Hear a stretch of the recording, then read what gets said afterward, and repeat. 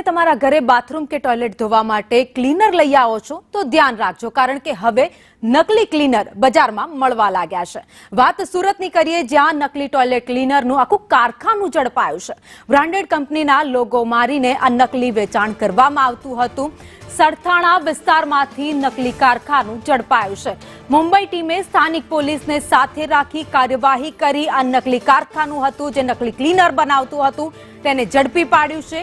કુલ 3,31,000નો મુદ્દામાલ કબજે કરી આગળની કાર્યવાહી હાથ ધરાઈ છે।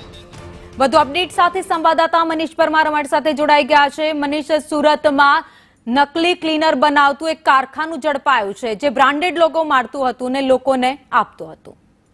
જી બિલકુલ, વાત કરીએ તો સુરતના સરથાણા વિસ્તારમાંથી અવારનવાર નકલી ચીજવસ્તુઓ ઝડપાય છે, ત્યારે સુરતમાં ફરી એકવાર નકલી ટોયલેટ ક્લીનર અને જે હાર્પિક છે તે મળી આવ્યું છે। મુંબઈની ટીમને આશંકા જતા તેમણે સુરતની સરથાણા પોલીસને સાથે રાખી હતી અને તે કારખાનું છે તે ઝડપી પાડ્યું હતું। તેમાં મોટી માત્રામાં 3 થી વધુ લાખના જ્યાં મુદ્દામાલ જપ્ત કરવામાં આવી રહ્યો છે। મહત્વની વાત એ છે કે સુરતમાં એક બાદ એક નકલી ચીજ વસ્તુઓ મળી આવતી હોય છે, ત્યારે લોકો નજીવા રૂપિયા કમાવા માટે હવે આ જે કહેવાય કે ટોયલેટ ક્લીનર જેવી વસ્તુઓ પણ નકલી બનાવતા જે અટકાતા નથી, જેને લઈને જ અનેક સવાલો ઉભા થઈ રહ્યા છે। કારણ કે આ જે ટોયલેટ ક્લીનર અને અન્ય જે ક્લીનર વસ્તુઓ છે તે ખાસ કરીને જે દવાખાનામાં વપરાતી હોય છે, પરંતુ આવી ચીજ વસ્તુઓ બનાવતા જેની કોઈ અસર થતી નથી, જેને લઈને સીધું માનવના જીવ સાથે ચેડા કરતા હોય તેવું લાગી રહ્યું છે। અને હાલ તો આ તમામ મામલે આરોપીની ધરપકડ કરીને વધુ તપાસ હાથ ધરવામાં આવી છે। જી, આભાર માહિતી માટે।